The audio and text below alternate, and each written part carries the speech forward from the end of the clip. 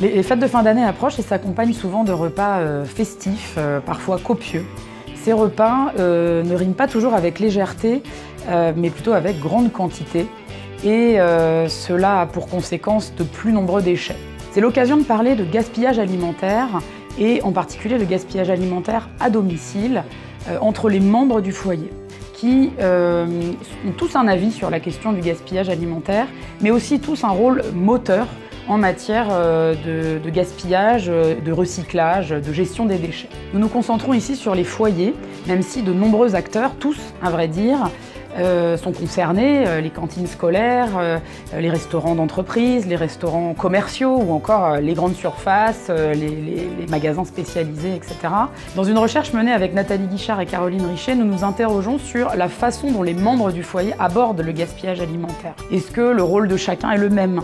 Est-ce que le rôle habituel d'éducateur des parents est modifié lorsqu'il s'agit d'aborder le gaspillage alimentaire? Effectivement, c'est une problématique qui se pose à nous. Tout d'abord, ce qui est intéressant, c'est que on remarque une sensibilisation plus importante qu'attendue chez les plus jeunes consommateurs, notamment en termes de recyclage, où en fait on voit le rôle de l'école qui va apprendre beaucoup de choses à nos jeunes enfants. Au sein des familles, il apparaît également une influence des parents sur les enfants, comme attendu, une influence de leurs recommandations en termes de gaspillage et surtout de réduction du gaspillage. Mais on remarque aussi un phénomène que l'on appelle la socialisation inversée et qui en fait démontre que les enfants également vont apprendre à leurs parents en matière justement de recyclage ou de gestion des déchets à domicile. Enfin, nous observons différentes réactions en matière de comportement de gaspillage. Tout d'abord, ce que nous voyons, c'est un comportement de gaspillage ou de non-gaspillage qui est encadré. Ce comportement-là, c'est lorsque dans les familles, le gaspillage est abordé, mais occasionnellement, avec des parents qui vont, eux, par contre, anticiper ces déchets, gérer en amont.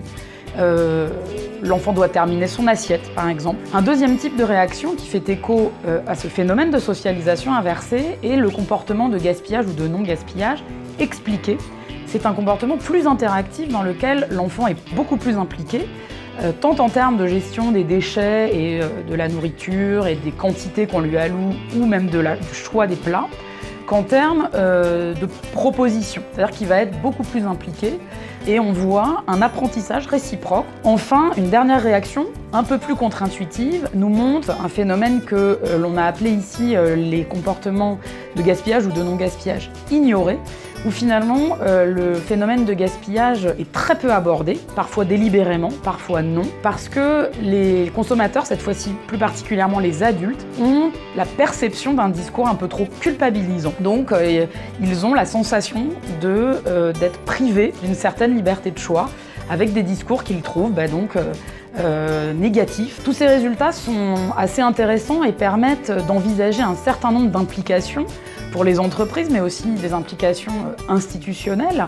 où effectivement il s'agirait d'abord bien sûr de poursuivre les réflexions en collaboration avec les plus jeunes consommateurs, qui sont des consommateurs aujourd'hui informés, avertis, et qui sont les futurs consommateurs de demain, les futurs consommateurs responsables de demain.